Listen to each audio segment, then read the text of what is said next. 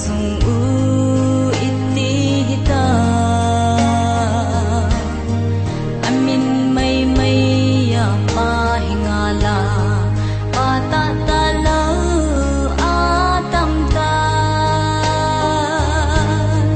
dunin kiven na din namun ipagay na to ting atam sumai ta sim sing pa nahihina nung muleta san pa nahihina zila taka pising pa nahihina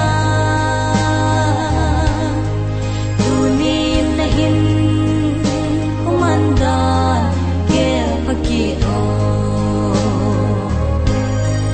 amakang atasan umpe no nabay po no azong zu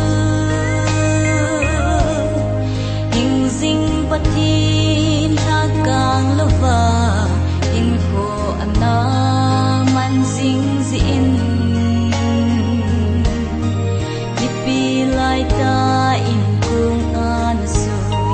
patin tu pinit ahizin pisang lit akon in asi atati anahoy doe in sumay ta simsing panahihina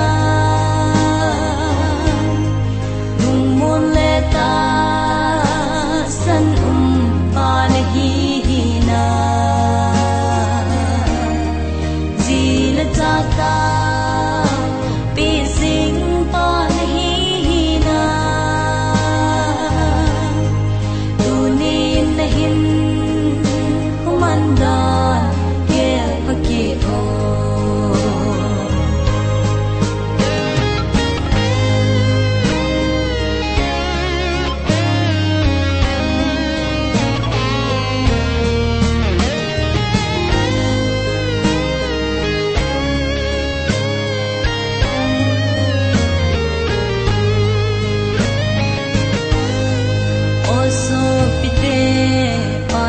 hata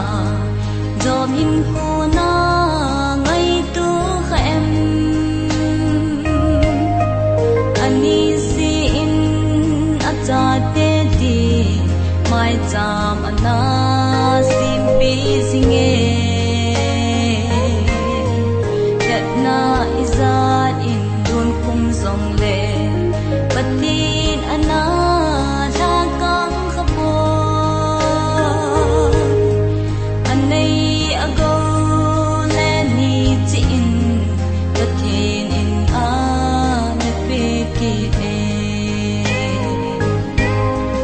in sumai ta simsing panahihina nung muleta san